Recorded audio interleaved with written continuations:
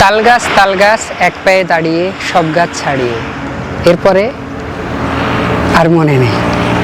তবে এরা খুব চালাক প্রকৃতির। চালাক মানুষ কি করে? সবসময় চুপটি মেরে বসে থাকে। তালগাছ এক পায়ে দাঁড়িয়ে সব গাছ ছাড়িয়ে, এরপরে আর মনে নেই। ঠিক আপনাদেরও এই একটা লাইন মুখস্থ থাকারই কথা। এটা সবাই ভোলে না। তো আমার পিছনে দেখছেন উইন্ড টারবাইন, এটিও কিন্তু এক পায়ে দাঁড়িয়ে, কিন্তু এর তিনখানা ব্লেডের মাধ্যমে অনবরত ঘুরে। কিন্তু আমরা খুব ধীর স্থিরভাবে যদি দেখি তবেই দেখতে পাবো খুব স্লোলি ঘুরছে। এটি 1/100 রেশিওতে ঘোরে। এর ভেতরে একটি গিয়ারবক্স থাকে। যে পাখাটি রয়েছে এই পাখাটি এক পাক ঘোরা মানে ভিতরের গিয়ারবক্সের মাধ্যমে যেখান থেকে বিদ্যুৎ তৈরি হয় সেটি ঘুরে প্রায় 100 পাক। তো খুব ধীর স্থিরভাবে ঘুরছে। খুব কাছ থেকে যদি দেখাই তাহলে ঠিক এই রকম দেখেন, ঘুরতেই আছে কিন্তু আমরা দেখতে পাচ্ছি না, খুব স্লোলি।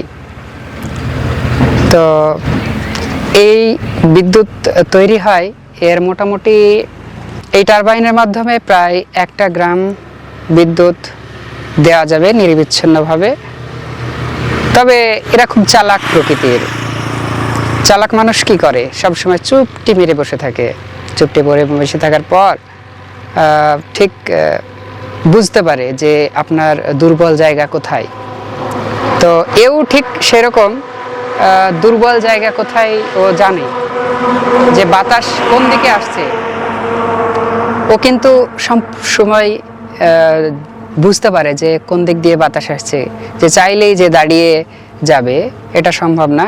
ও কিন্তু বাতাস গতির মাধ্যমে ও কিন্তু গতিবেগ বুঝতে পেরে ঠিক ওর দিকে নিশান একইভাবে ঘুরে যাবে বাতাসের সঙ্গে সঙ্গে।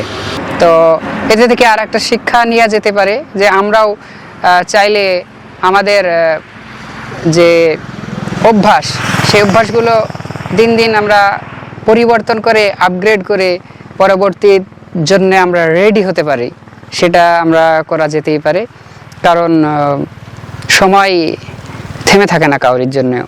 তো আগামী দিনে কি আসবে আগে থেকেই পরিকল্পনা করে সেগুলো আমরা যদি আগে থেকেই বুঝতে পেরে যদি নির্দিষ্টভাবে আমরা সেই পথে এগোই তাহলে হয়তো আমরা কামিয়াবি হব, এই আশা রাখি।